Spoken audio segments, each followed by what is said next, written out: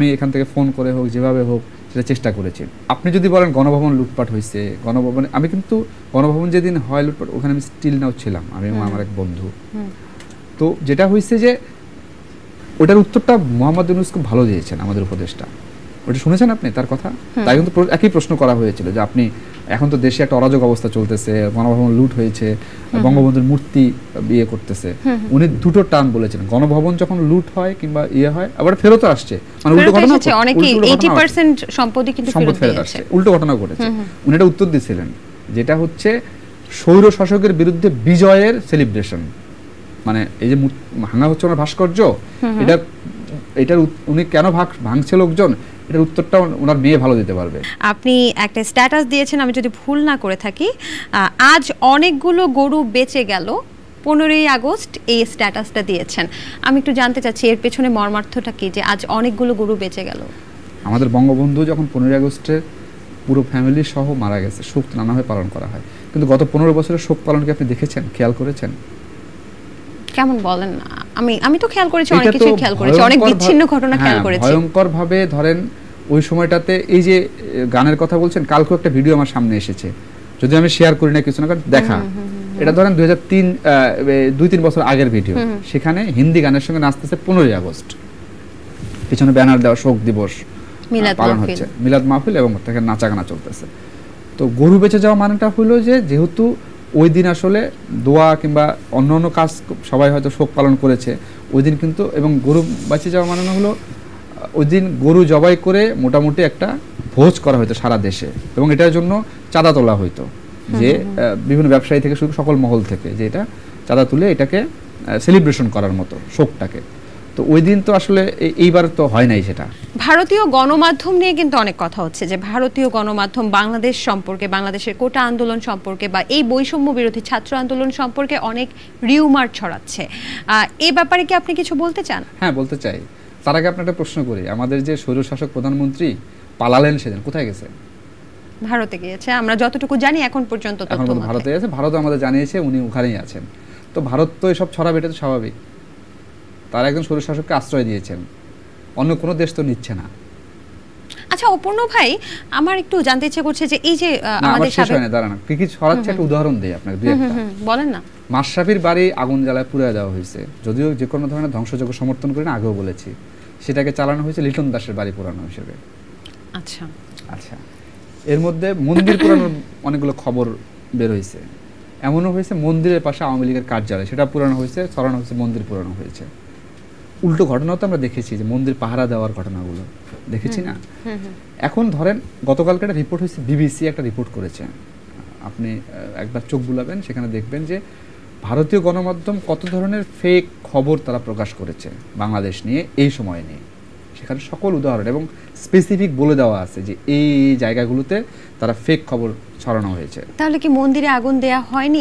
আমি তো আগেই বললাম যে দুই একটা যে মানে হয় নাই বললে হলো, গত আওয়ামী লীগের শাসনামলে যা হয়েছে তার তুলনায় অনেক কম হয়েছে। আচ্ছা আচ্ছা, ঠিক আছে, অনেক কম হয়েছে।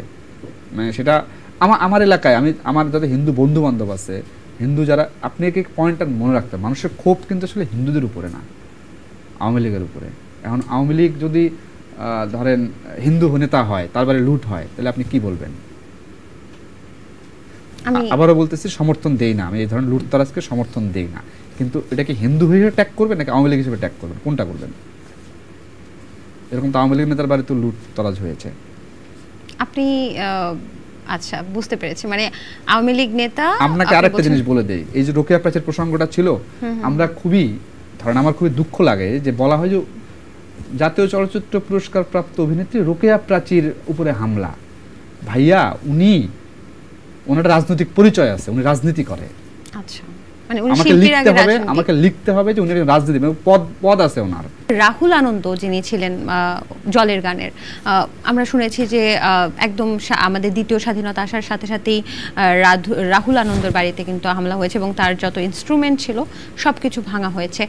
এটার সত্যতা কতটুকু, এবং আপনি এই ব্যাপারে কি? রাহুল আনন্দের বউ একটা পোস্ট দিয়েছে, ওটা দেখছেন আপনি? আমার দেখা হয়। ওইখানে রাহুল আনন্দের বউ একটা স্পেসিফিক করে দিয়েছে, এবং এই ঘটনা যখন ঘটে রাহুল আনন্দের বাড়িতে, তখন আমি তো সাংবাদিকতার সূত্রে অনেকের সঙ্গে কথাবার্তা হয়, নিউজও করেছি। আপনাকে আমি বলে রাখি, রাহুল আনন্দের বাড়িটা কোথায়? এটা কি জানেন? রাহুল আনন্দের বাড়িটা হলো 32 নম্বরে, বাড়িটার ঠিক পাশে। ধরেন আপনার সোফায় একটা আগুন লেগেছে, এখান থেকে টেবিলে ছড়াইতে পারে না, টেবিল থেকে আমার সোফায় আসতে পারে না, খুব সহজ। কিন্তু এই আগুনটাও এভাবেই লেগে গেছে, এবং আমরা তো আসলে রাহুল আনন্দ বলি বা ওই পরিবারটা বলি, কেউই আসলে প্রস্তুত ছিলাম না ওই সময়ের জন্য। স্বাভাবিকভাবে সকল ইনস্ট্রুমেন্ট ওইখানে রেখে তাদের চলে আসতে হয়েছে, এবং এটা স্পেসিফিক করে দিয়েছে রাহুল আনন্দের বউ একটা পোস্ট দিয়ে ঘটনার কয়েকদিন পরে। আচ্ছা, তার মানে উদ্দেশ্য প্রণোদিতভাবে রাহুল আনন্দের বাড়িতে আগুন একদমই না যায়নি, একদমই না, ভাঙচুরও হয়নি না। আমরা একটা র্যাপিড ফায়ার খেলবো। হ্যাঁ, সেই র্যাপিড ফায়ারের নিয়মটা আমি বলে দিচ্ছি। যেমন একটা নাম বলবো, সেটা যে কোনো ব্যক্তিত্ব হতে পারে, সেটা সাংস্কৃতিক ব্যক্তিত্ব হতে পারে, রাজনৈতিক ব্যক্তিত্ব হতে পারে, কন্টেন্ট ক্রিয়েটর হতে পারে, যে কেউ। আমি জানি আপনি সোশ্যাল মিডিয়াতে অনেক অ্যাক্টিভ, আপনি সবাইকেই চেনেন মোটামুটি। যদি আমাকে জিজ্ঞেস করা হতো যে বলো সমৃদ্ধি, তুমি বলো যে আমাদের অপূর্ণ ভাইয়া সম্পর্কে, অপূর্ণ ভাইয়া কি, আমি বলতাম একটা বিশেষণে বিশেষায়িত করতাম, তিনি হচ্ছেন একজন সাহসী লেখক। তেমনি আপনি এখন আমি যার নাম বলবো, যাদের নাম বলবো, তাদেরকে বিশেষণে বিশেষায়িত করবেন। বলেন। শমী কায়সার, রাজনীতিবিদ। নায়ক ফেরদৌস। নায়ক ফেরদৌস এখন রাজনীতিবিদ, আগে অভিনেতা ছিলেন। নায়ক রিয়াজ। নায়ক রিয়াজ ফেরদৌসের বন্ধু, মানে উনি ফেরদৌস যা তার বন্ধু কেমন হবে, একই তো। আচ্ছা, মানে সমমনা, তাই তো বলতে পারছেন। আচ্ছা, মমতাজ। মমতাজ তো ধরেন কি বলবো, এটা মমতাজ গানের পাখি বলা যায়, এমপি বলা যায়, রাজনীতিবিদ বলা যায়। মাহিয়া মাহি। মাহিয়া মাহি ট্রাকের চালক, মার্কা ট্রাক ছিল এমপি ইলেকশনে। মোজাম্মেল বাবু। মোজাম্মেল বাবু, উনি আসলে কি বলবো, চাইলেও সাংবাদিকতা করতে পারতেন। সালমান এফ রহমান। দরবেশ। এখন কি? এখনো দরবেশ, কারণ তাকে ডিম ছুঁড়ে ফেলেছিল যে এখন তো আইনজীবী মারা গেছে আর কি, দরবেশের ক্ষমতা আছে বলা যায়। জুনায়েদ পলক। পলকে হলো নেটের কারিগর, বিচ্ছিন্ন নেটের কারিগর। শ্যামল দত্ত। উনি আমার মনে হয় মেধার ব্যবহারটা ঠিকঠাক করলো না। নাইমুল ইসলাম খান। নাইমুল ইসলাম খান, এটা মানে হাত দিয়ে যা ছুঁই তাই দুঃখ হয়ে যায় টাইপ।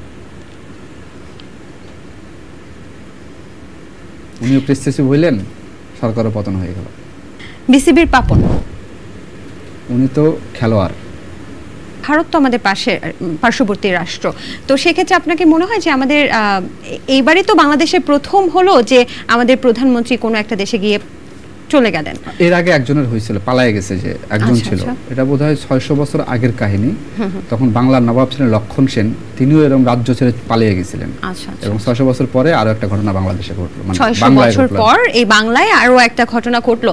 সেক্ষেত্রে আমাদের পার্শ্ববর্তী রাষ্ট্রের সাথে আমাদের যে ব্যবসায়িক বা বিভিন্ন সংযোগ তো আছে, সেই সংযোগে কোনো সমস্যার সৃষ্টি হতে পারে বা কিছু হতে পারে বলে আপনি কি মনে করেন? না, আমার কাছে যেটা মনে হয়, এখন যারা আসলে সরকারে আছেন, অন্তর্বর্তীকালীন সরকার এবং ভারত, এবং আমার কাছে, আমি খুব ছোট্ট মেধায় যেটুকু বুঝি, ভারত আমাদের পার্শ্ববর্তী রাষ্ট্র, এবং ভারতের সঙ্গে আমাদের অবশ্যই প্রতিবেশী হিসেবে সুসম্পর্ক রাখতে হবে, এবং তারাও নিশ্চয়ই আমাদের সঙ্গে সুসম্পর্ক রাখবেন, এবং প্রয়োজনে অপ্রয়োজনে আমরা একে অপরের সবসময় পাশে থাকবো। রাজনৈতিক জায়গা থেকে হয়তো পরিবর্তন হবে, তাদের দেশে যেরকম হবে আমাদের দেশেও হবে, তার মানে এই না যে প্রতিবেশীর সঙ্গে সম্পর্ক নষ্ট হবে।